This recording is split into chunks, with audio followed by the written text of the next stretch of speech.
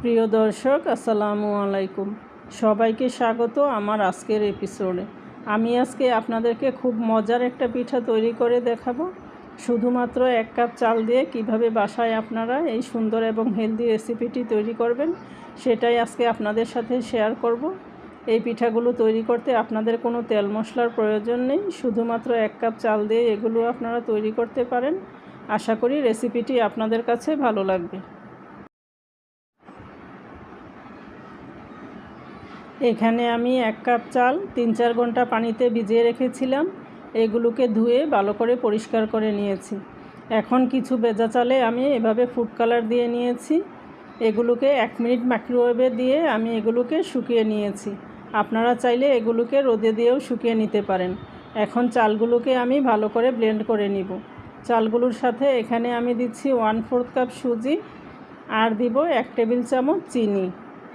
তার সাথে দিচ্ছি পরিমাণ মতো লবণ। এখানে আমি অল্প একটু পানি দিচ্ছি।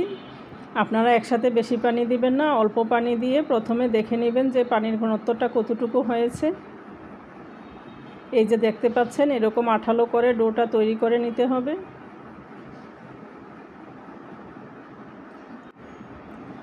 এখন এগুলোকে আমি কিছু সময় ভালো করে হাত দিয়ে মথে নিব, যেন এগুলো একদম মসৃণভাবে তৈরি হয় এবং খুবই আঠালো একটা ডো তৈরি হয়।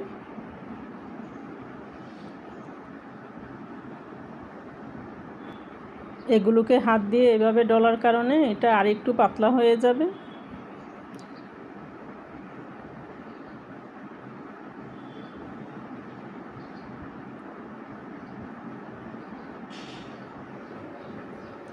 এখানে আমি দিচ্ছি 1 চা চামচ বেকিং সোডা। তার সাথে অল্প একটু পানি দিয়ে আমি এগুলোকে আরেকটু নেড়েচেড়ে মিশিয়ে নিব।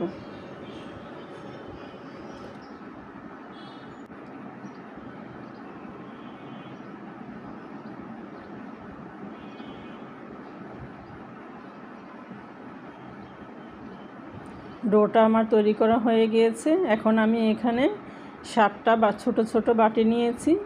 এগুলোর মধ্যে দিয়ে আমি এগুলোকে ভাপিয়ে নিব। সবগুলোতে আমি পরিমাণ মতো ব্যাটার দিয়ে দিচ্ছি, পুরাটা ভর্তি করে দিব না, কারণ পিঠাটা বানানোর পরে অনেকটাই ফুলে উঠবে।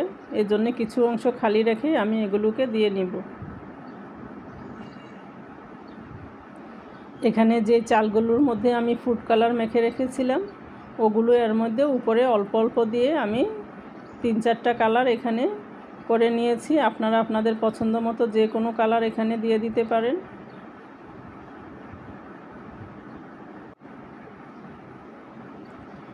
আপনারা চাইলে এই কালারগুলি স্কিপও করতে পারেন। এগুলি ফুড কালার, শরীরের জন্য কোনো ক্ষতিকারক কিছু নেই। আমি দেখার সৌন্দর্যের জন্য দিয়েছি। এখন এগুলোকে আমি ভাপিয়ে নিব। একটা পাতিলে আমি পানি গরম করে নিয়েছি, তার মধ্যে একটা ছিদ্রযুক্ত জালি দিয়েছি। এর উপরে সবগুলো দিয়ে আমি এগুলোকে 10 মিনিটের মতো ভাপিয়ে নিব। দেখুন, মাশাআল্লাহ, একদম সুন্দরভাবে তৈরি হয়েছে। সবগুলো পিঠাই একদম ফুলে উঠেছে। যারা তেল মশলা ছাড়া হেলদি খাবারটা খেতে চান, তেল মশলা খাবার অ্যাভয়েড করেন, তারা এইভাবে বাসায় তৈরি করে নাস্তা হিসেবে অথবা বিকেলেও চায়ের সাথে খেতে পারেন। আশা করি রেসিপিটি আপনাদের সবার ভালো লেগেছে। সবাই ভালো থাকবেন। আল্লাহ হাফেজ।